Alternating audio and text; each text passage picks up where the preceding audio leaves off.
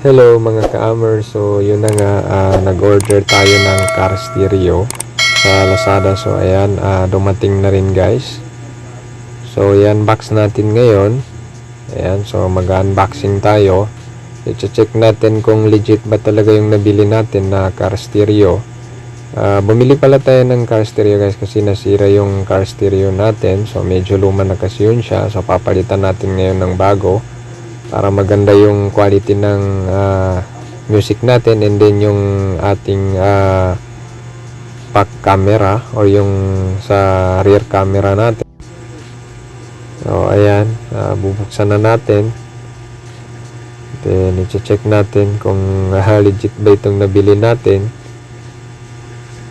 Ayan, so pagbukas ko pa lang guys, ayan, nakita na natin yung box nya.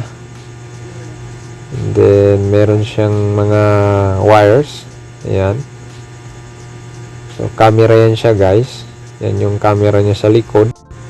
Okay, so nabuksan na natin. Ayan, then tanggalin natin itong pre nya. Meron siyang pre na parang pangpunas. Ayan, so tanggalin lang natin yan. So kung bibili kayo ngayon sa Lazada, so meron silang free, ayan, para siyang pangpunas guys.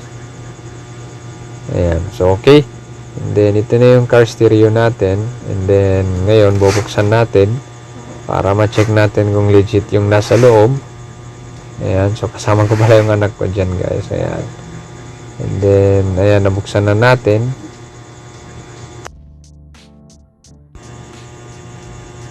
So legit naman siya guys. Ayan, nabuksan na natin, then nakita na natin itong laman niya. And then ayan, so car stereo naman yung laman niya. Meron pa siyang remote.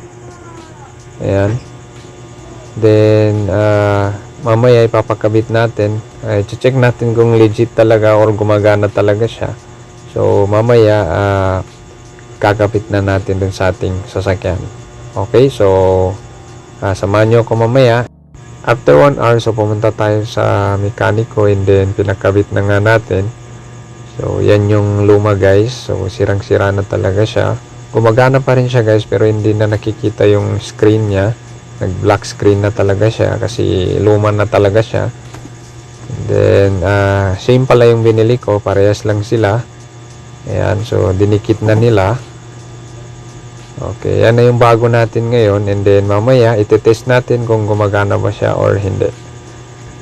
So ayan, kakabit na niya yung mga wires, pati yung sa camera niya pinalitan din natin para malino yung pag-backing natin. So ayan, as you can see, tapos na guys, and then gitry na natin. So napakaganda talaga kasi gumagana siya. Ayan, so napakalinaw ng back camera niya o yung rear camera. So napakalakas ng kanyang music. So in short, legit talaga siya guys. So by the way, ito pala yung kanilang shop. Ilalagay ko dito. So ayan. And then again, thanks for watching, and don't forget to subscribe to Amar TV for the latest videos na aking i-upload. Shukran and wassalam.